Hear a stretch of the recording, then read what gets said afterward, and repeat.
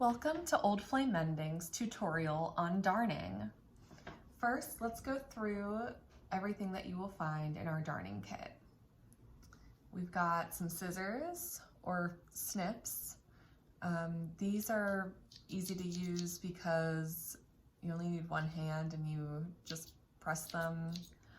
Really great for cutting any thread, really. We also have a variety of needles, and the larger needles are used for larger yarns and threads and chunkier things, whereas the smaller needles can be used for finer knits and embroidery floss. We also have this large tapestry needle, which is plastic. It's really great for like chunky yarn. Next, you'll find a darning egg. This kind of just helps hold your knit fabric in place while you darn. I'll be showing you how to use it. We've got a variety of embroidery flosses, some wool and cotton yarns, and then there's also a thimble, which can be helpful if you're using darning on a thicker woven fabric. You want to make sure that it lays flat using the darning egg. All right, so then next we will choose a yarn to go with this hole. Now this is a pretty finely knit sweater, so I want to choose a yarn that's a little bit on the finer side. This is a wool sweater, and it is best to go like with like fibers. So if you are darning a wool sweater, you want to use wool yarn. However, it is okay to use cotton on wool. Just know that there might be a little bit of a difference in shrink rate. So whenever you wash the wool sweater, the cotton might shrink a little bit differently, creating some texture. So as long as you're okay with that, you can feel free to use cotton. But today I think I'm gonna try this yellow because it's about a very similar width of the yarn that was used to knit this sweater.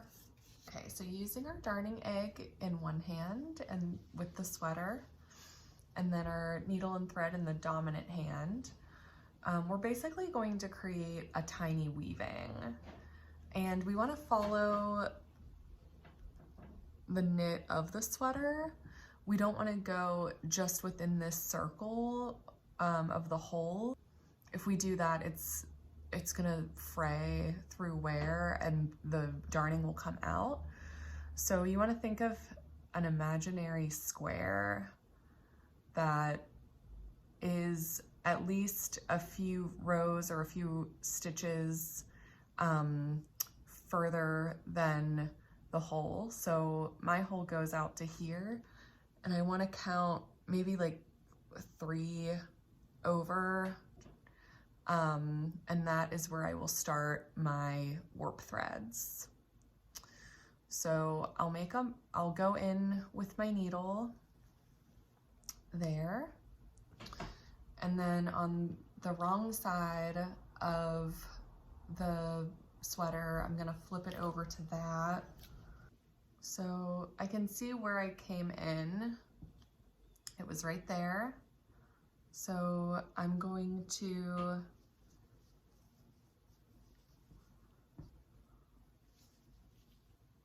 make some horizontal stitches, kind of weaving in and out of the fibers of the sweater.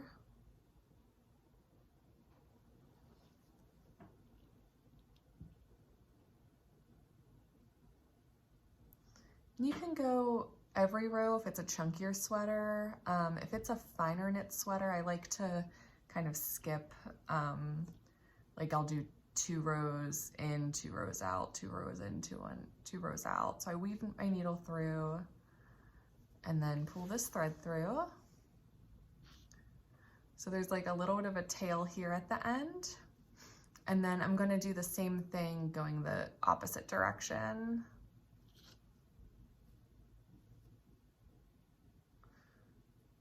And you want to kind of think of it as like a checkerboard. So in areas on this axis where you were weaving under, you want to weave over this time, and then in areas where you were weaving over, you want to weave under.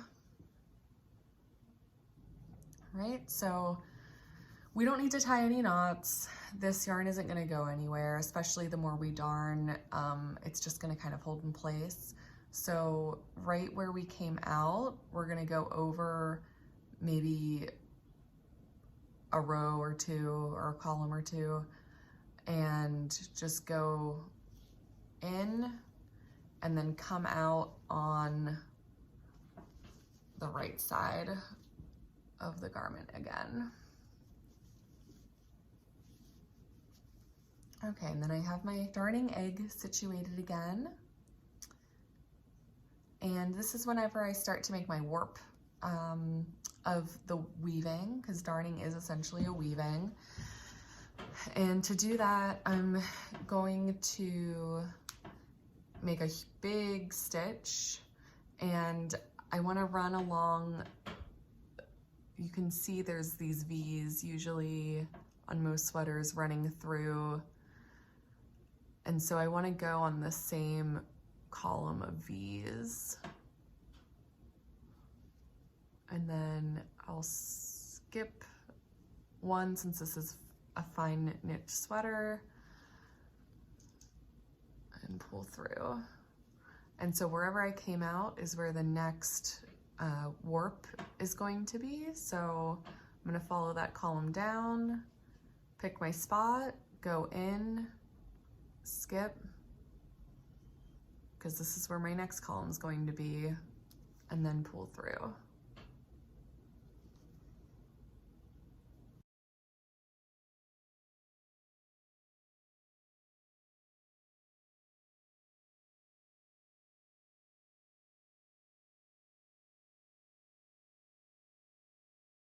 There is our warp. Now I can either go from here and start weaving, or I can, if I want to weave with a different color yarn, I can kind of stitch this tail in and cut it so that it's nice and secure and none of these warp threads come out.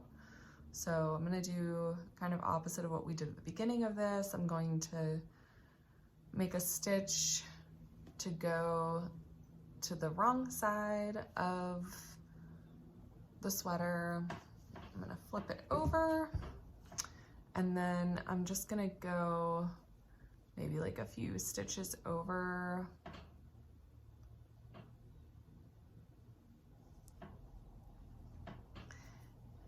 And then a few stitches back.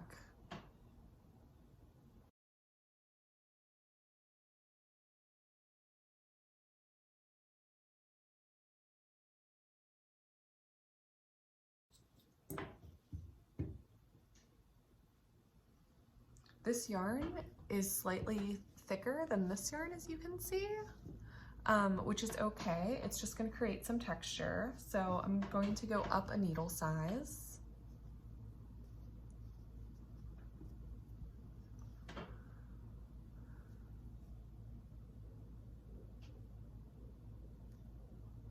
I'm going to do a similar thing again where I weave in the tail end of my new yarn into the back part of the sweater, or the wrong side. Grab my darning egg to kind of keep everything in place.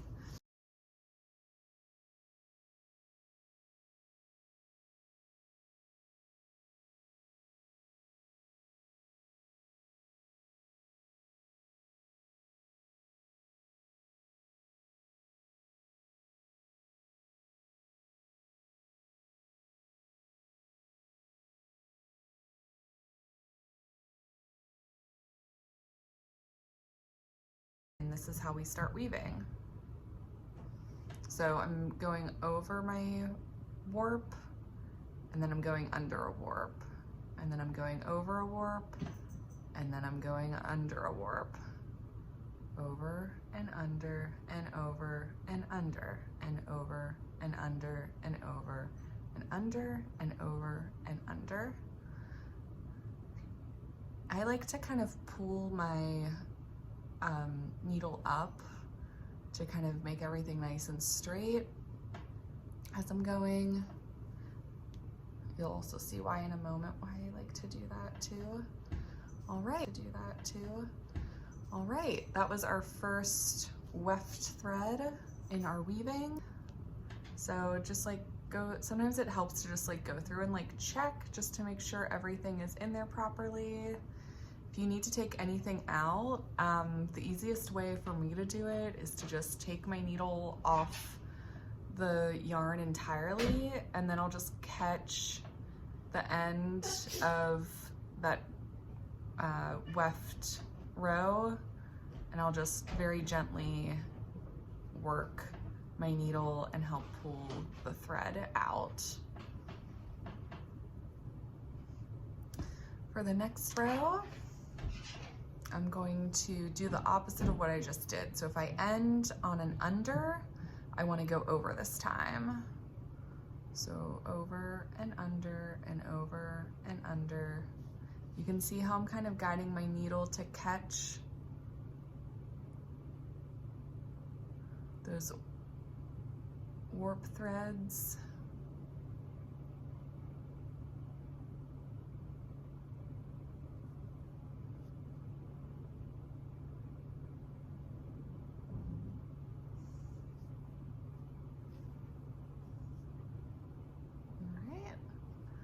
And then I'll just use my needle to kind of make that a little bit tighter. You can see there's a little bit of a loop-de at the end, so I'll pull it just slightly tighter. And as you get more into darning / weaving, the faster all of this will be.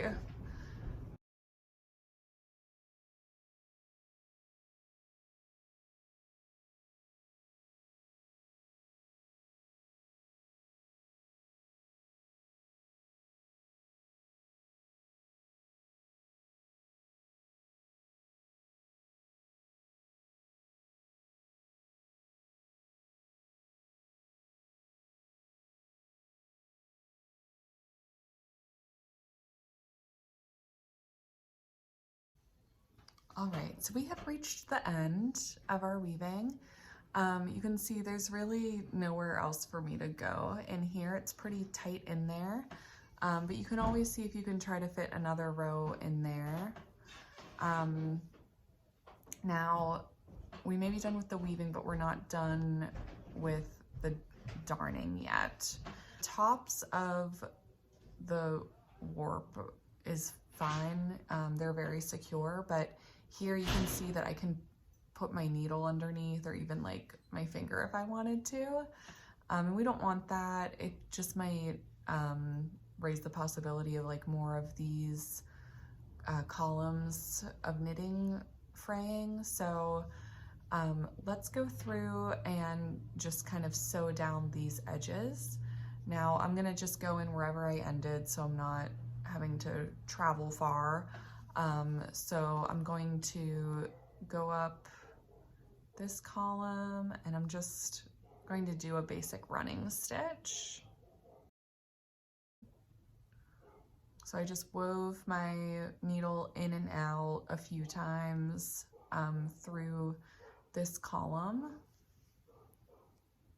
All right, nice and secure now. And then up here, I might either just go through doing that weaving motion again, so kind of adding more to the darning / weaving itself, like so, or I can just do another running stitch up here. It's entirely up to you. I think I'm gonna opt for some more weaving just because I think I can fit one more row in at the top.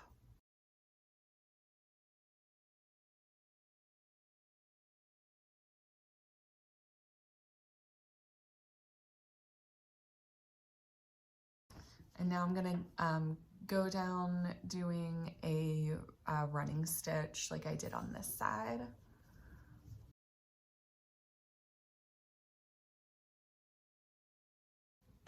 Right, pull that through. You do want to make sure that you're catching the sweater as you go. Another option for securing the edges is to do like a whip stitch around the end, so you can go into the side like so.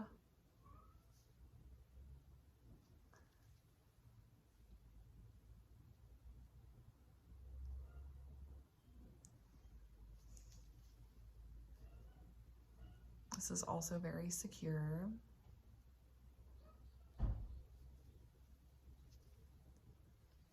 Right, and it creates more of like a frame around your darning. Whenever you're done securing the edges, just go back into the back with a single stitch.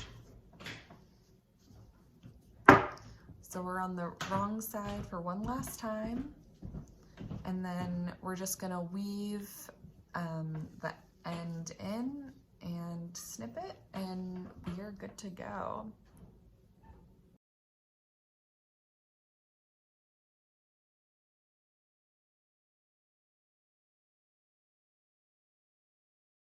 It's always interesting seeing the back of the work. It's beautiful in its own way.